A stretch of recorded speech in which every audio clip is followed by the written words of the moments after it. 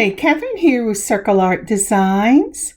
Today I will be working on Project 2 from the May Bargain Bead Box series. This is a necklace and earring set I call Fire and Pearl. This is part of the Tropical Dream collection, and we will be using natural freshwater Baroque pearl for the centerpiece of this necklace and potato freshwater pearls for the earrings. So let's get started. So I see this lovely mat. I love this mat. I'm so glad my daughter bought it for me. And it states simply grateful. And I've been thinking about being simply grateful this week. And one of the things I found on my desk was this lovely fan. My daughter knows I love lemons. Now, I don't like to eat lemons unless it's in a dessert, but just to see them, I love it. Oh, there you go. I turned on my other light. And so I'm simply grateful for the kindness and the generosity of my daughter as she thinks about me when I'm not even there. So I am simply grateful to the Lord for my daughter. She is awesome. All right, so I've put down my mat and I'm getting started by finding the center of my mat. And now my daughter has just walked in and she said, "Mother, what are you doing? That is not the center." And I said, "Well, it looks like the center to me." But since she's standing, and look down and mark the center of this. Now then, let's put out my things that I'm going to be using for this necklace. I love this necklace. It's a really pretty necklace. All right, so let's get started and open these up. Now then, from the Bargain Bead Box, if I can get this open, we have these two beautiful connectors. These lovelies are of 29 by 13 millimeter mountain jade, which is a dyed Dolomite. Links is what they call them. I'm using them as connectors in this piece. I guess you could call them links. Aren't they lovely? I just love that rich color. All right, next. Let's see what we have up. I'm a little slow. Okay, so these are some lovely bead caps that also came in the Bargain Bead Box. So these are 7.7 millimeter 5-point bead caps in a beautiful gold color. They really match the 18 karat gold plating of the other things that I'm using from either the bead box or from my own stash. And here are these lovely, gorgeous beads. Okay, these little beauties here are 8 millimeter Crackle Agate round bead, and they are just gorgeous. Isn't that a pretty, pretty combination? Then next up, also from the Bargain Bead Box, are the 8 by 3 millimeter faceted rondelle spacers. I love these. And then also these 8 millimeter rhinestone rondelle spacers as well. And this is from my own stash. Aren't those pretty? This is going to make a gorgeous necklace. Did you check out the picture in the front? I think it's beautiful. All right. Now, what else do we have here?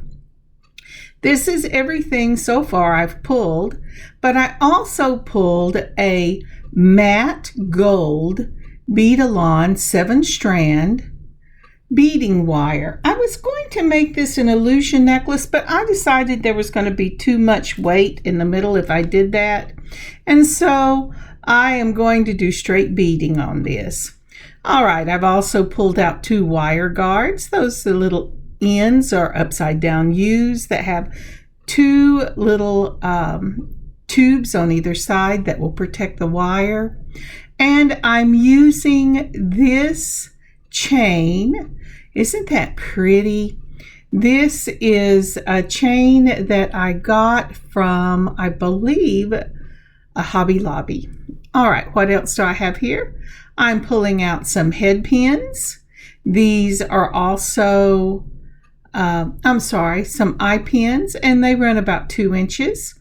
And I am pulling out some number 1 bead along crimps. That's because I thought I was going to do a illusion. I will actually be using the second jar, which is a number 2 bead along crimp for this. And now I'm moving all my stuff, trying to get it all around that little pin. And I'm setting up what I would like to do as my component. And let's see here. Isn't that going to be pretty? It's going to start with the rondelle spacer, a bead cap, the crackle, a bead cap. Then I'm going to do another bead, rhinestone rondelle, a bead cap. Let me start over here so you can see what I'm doing. We're going to pick up with that last bead cap. We're going to go ahead and do the crackle bead, a bead cap, and another one of those spacers from the Bargain Bead Box. Now for this, I'm going to pull 12 inches of my wire off, and I'm going to use wire cutters because it is wire even though it's coated. And I'm going ahead and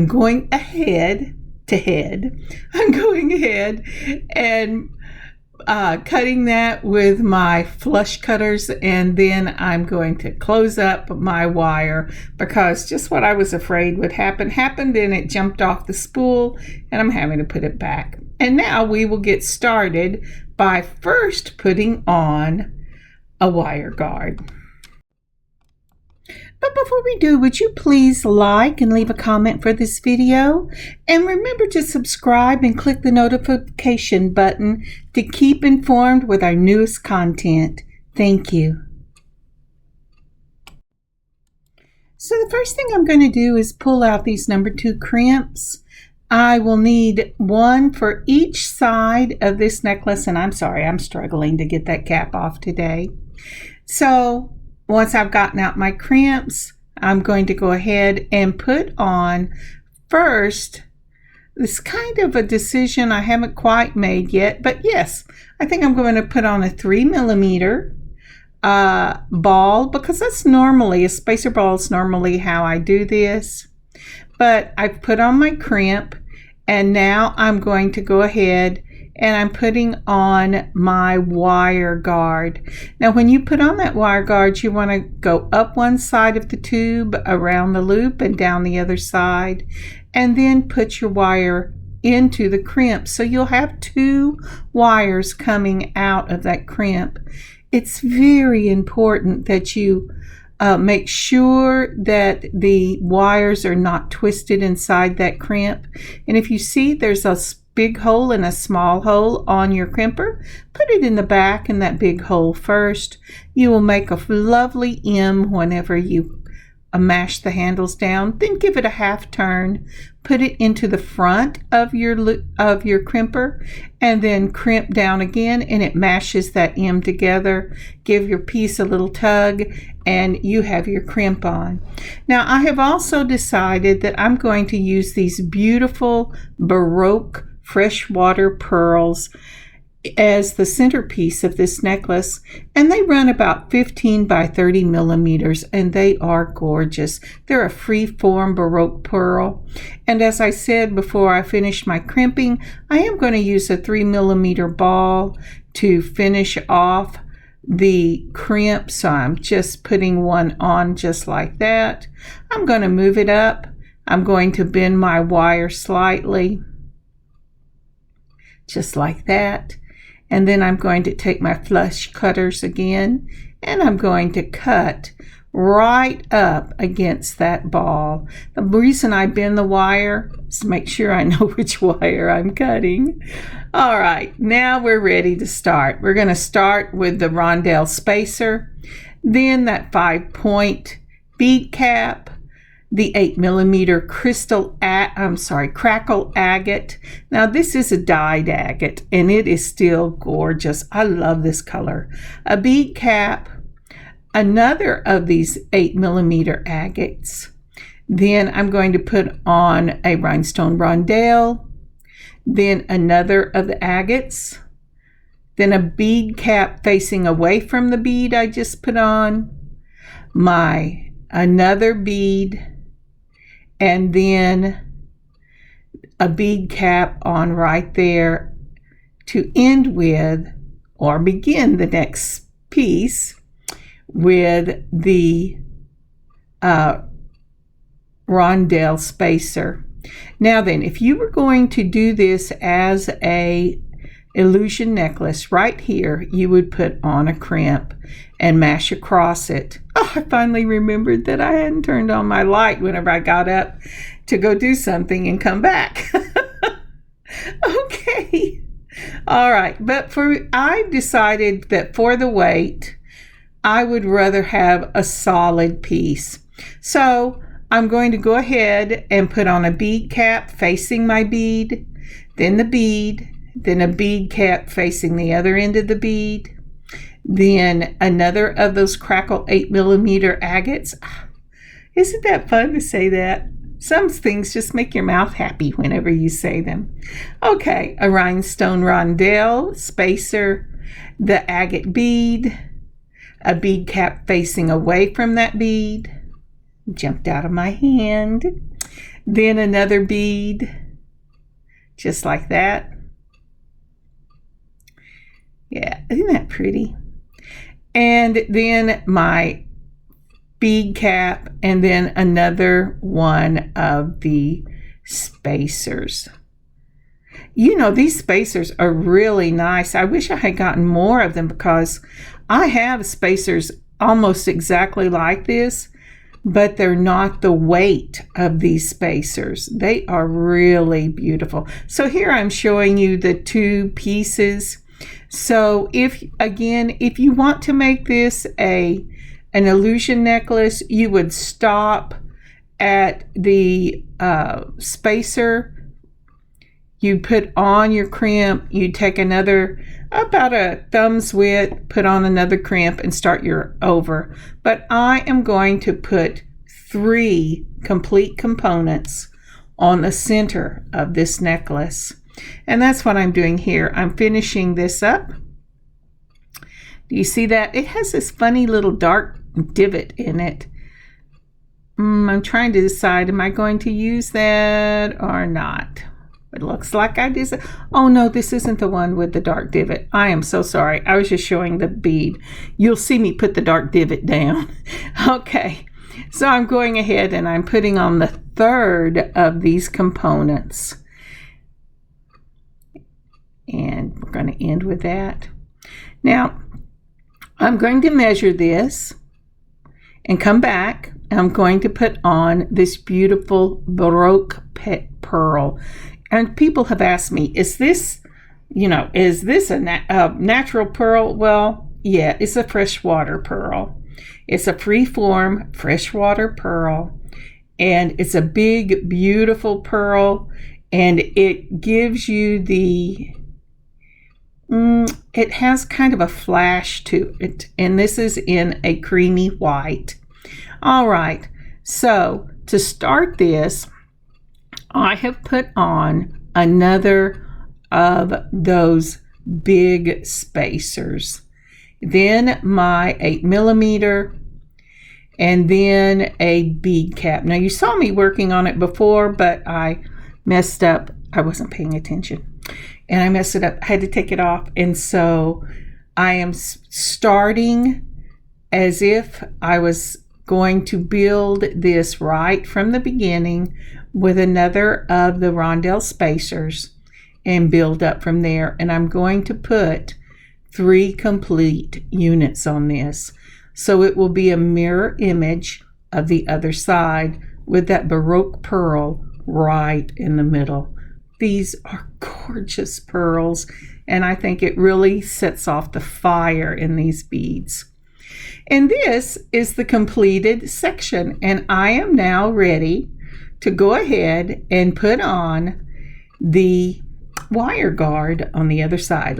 I had zoomed out so you could see it, but isn't that pretty? That's going to lay so pretty. Now I'm putting on a 3mm again of the spacer balls. Then I'm putting on my crimp, and then I'm going to go ahead and use this wire guard. I'm going to go up, around, and down.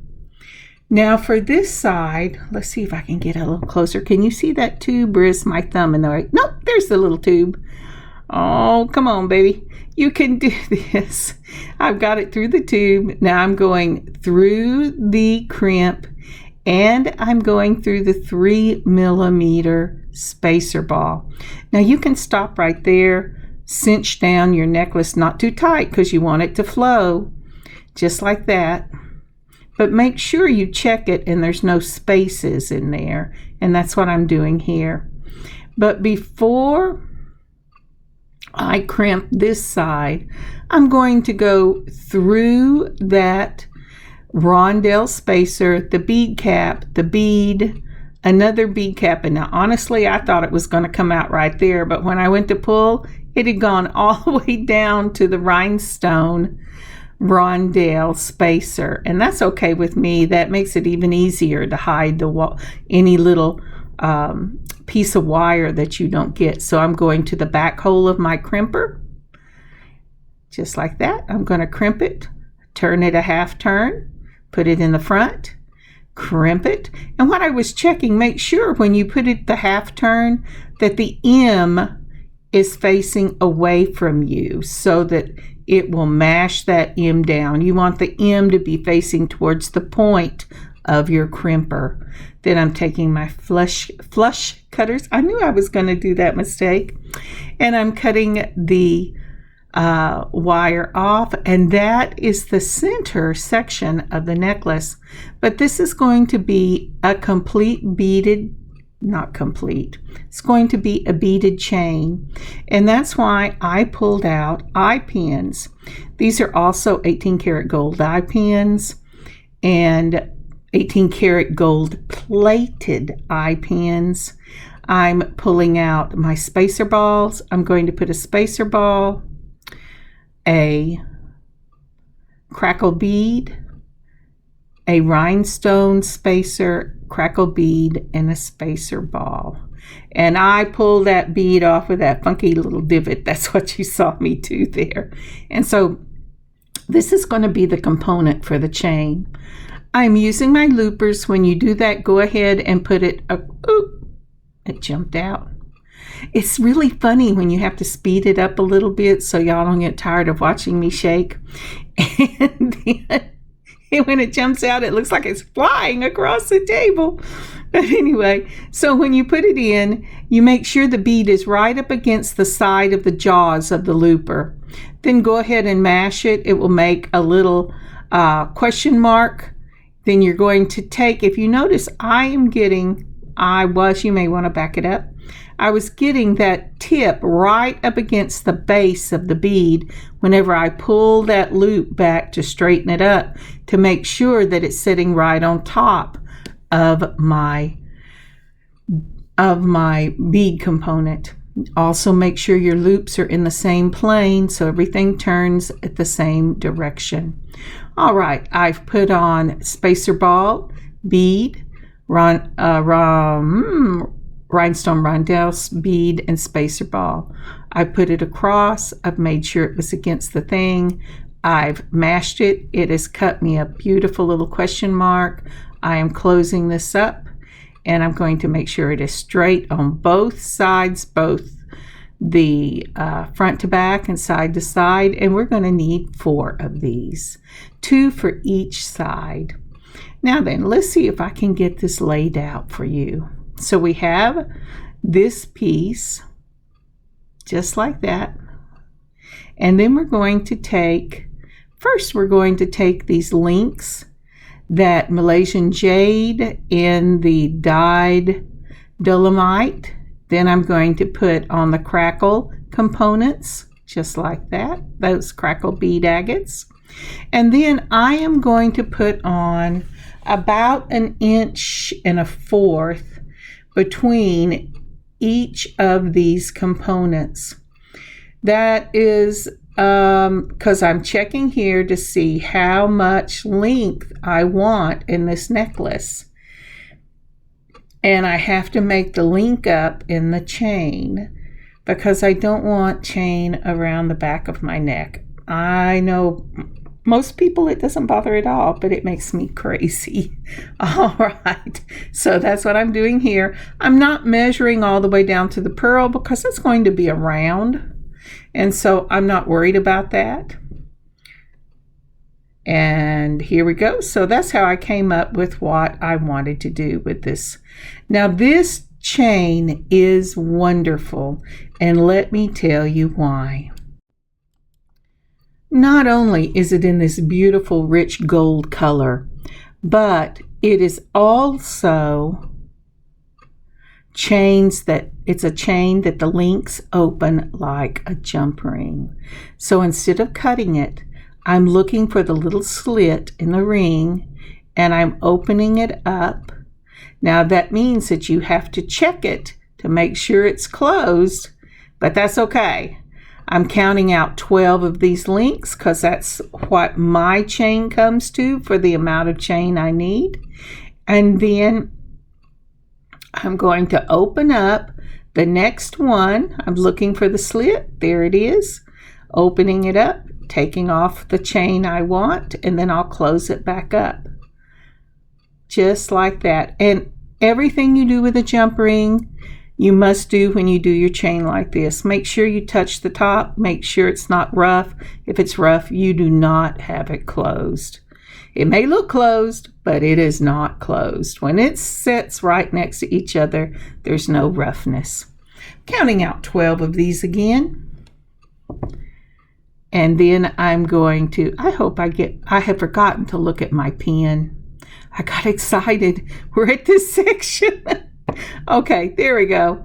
So I've got the slit up there, and I am going to go ahead between two chain nose pliers, twist one wrist, hold the other one steady. It will open it up, then close it, twisting that back down just like you do a jump ring, and that is closed. So now then, one more time.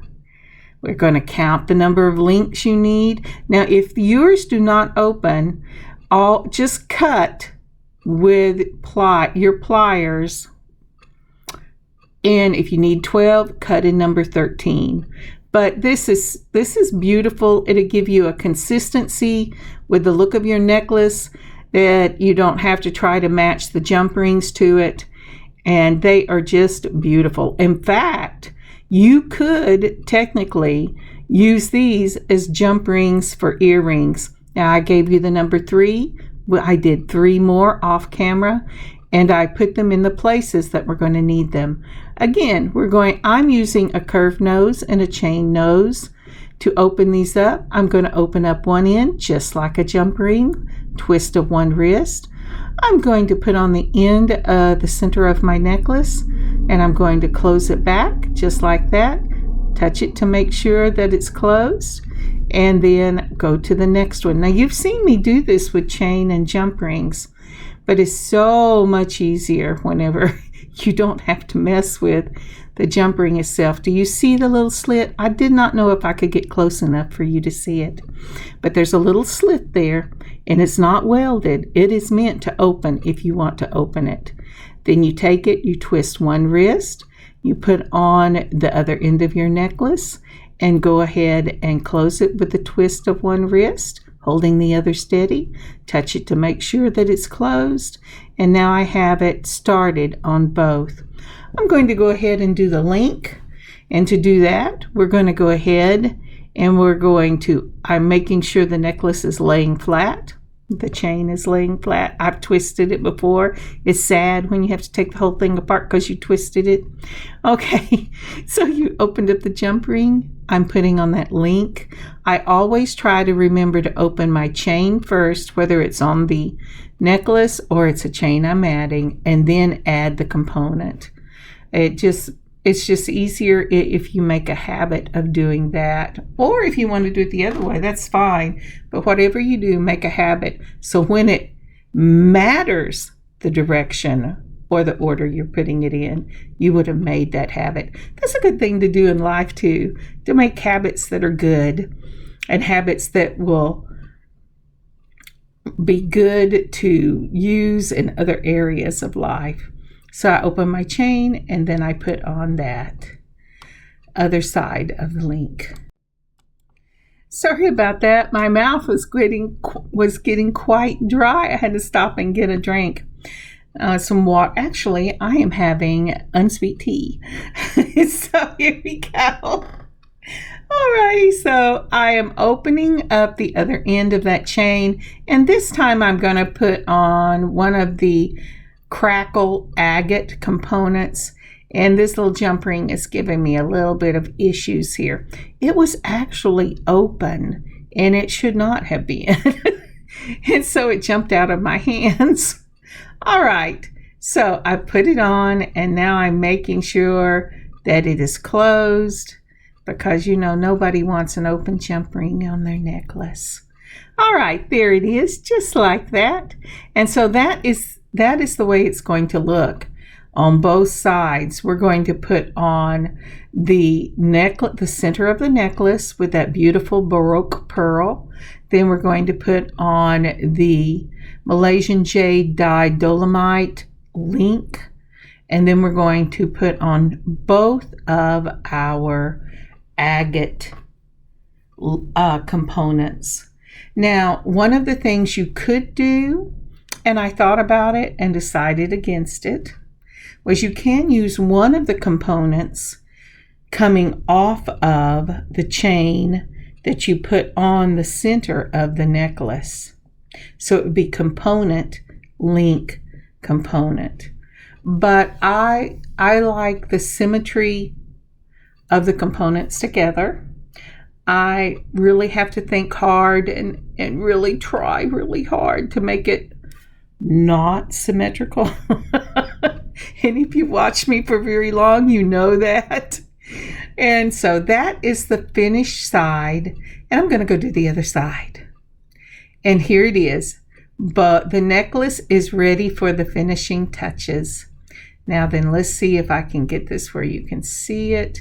You have the beautiful Baroque in the middle. You have these gorgeous Malaysian Jade links and the Crackle Agate, and it's beautiful. Now then, I'm going to put 2 inches on either side of my last component of the chain, and I'm going to put it on exactly the same way, opening up the chain and then putting on the component. The reason, as you know, is that I do not like things on the back of my neck. I actually have an injury from whenever I was a young girl. I fell off of a balance beam and damaged one of the discs in my neck. And so I just really cannot stand any weight coming on that disc. And one of the ways I stop it is I do not put beads on the back of my neck. And otherwise, if I don't put a lot of weight on it, it doesn't give me a lot of trouble. But if I put heavy necklaces on there, I can guarantee that I am going to pay the price. Do you have things like that in your life and you've just learned how to work around them? Isn't it wonderful that God has given us the ability to work around them? So now then, I have opened up the necklace on the other end and put on the lobster claw and the extender. And this necklace could be through. In fact, I could put it in the shop just the way it is, and it would be lovely. But what I did was I went ahead and wrapped a single bead for a bead charm, and then this one right here, and I did a wrap in it instead of using my looper, and I'm just tightening that up because I have a wire that says, oh, I want to stick out. And I will show you how to do this on the earrings, but this was a last minute decision on my part. So I went ahead and did it, and then I went, oh dear, I didn't show how I did this, so I'm going to have to do something else so that I can show you how I did this. But here it is, and I'm just going to open up the extender because the extenders I buy also open up like jump rings, and I just love this. It gives it a really finished, cohesive look. So I'm filling it to make sure it's closed. And so now the necklace at the back of your neck will be as beautiful as the necklace on the front. Okay, this is what I'm using. These are potato pearls. They're very small. They're 4.5 millimeter potato pearls. I'm using 18 karat gold plated wires for the earrings and to put the beads on. These are just color because I didn't have any that were 18 karat gold plated in the head pins. But this is going to be your 3 millimeter spacer ball, the agate, and a potato pearl and a spacer ball. Here I take my wire and I bend it back. Then I change the angle. I bend it forward over the top. Then I change the angle again and move it to the back. Then I thought about using the pliers, but you can really just twist these with your hand. I twist around about 3 or 4 times. And then once I get it to the back, I'm straightening up that wire. And then I am going to clip it. Let's see. And these again are the flush cutters. And you want to make sure that you are cutting it with the back of the flush cutters up against your earring. Because you see I had to think about it twice before I remembered I needed to turn it. And then once you do that, you're going to take your chain nose pliers and you're going to give it just a little squeeze and move that piece of metal into the wrapped part of the earring, and then straighten up your loop. I'm sorry, I'm getting really dry. And that's that one. Okay, let's see if I can give you a little more. Spacer ball, agate, potato pearl, and spacer ball. Take your straight nose pliers, twist to the back over them, turn it up to the top, twist over the top to make the loop, bring the loop down, and then just take your fingers, and it's a messy loop, that's true, and go ahead and just move it, just twist it around. You want to fill up any space so your beads do not wibble wobble on your that is a word, you know, on your head pin, and then cut with your flush cutters, and then I'm trying to do this with my straight nose pliers because they were the ones that were there. Okay, back to the chain nose. I'm going to go ahead and move this in so that it hides itself into the wrap so that there's nothing, and there's both of these. All right, so the next thing we're going to do is we're going to put these on the ear wires, and I am sorry, my brain has just left me and I cannot remember what these are called because my daughter doesn't wear these. All right, so I have 18 gold plated jump rings in the 4 millimeter. Then I'm going to put on the little earring, and then I'm going to close this up with a twist of the wrist. You do not want to play with these 18 karat gold plated jump rings any more than you have to. And we're going to do the same thing with the other one. Okay, studs. They're studs with a little loop. I had a brain lapse. So again, we're just opening up the jump ring. We're putting on our component and then the stud, and then we're going to close up that 18 karat gold plated jump ring.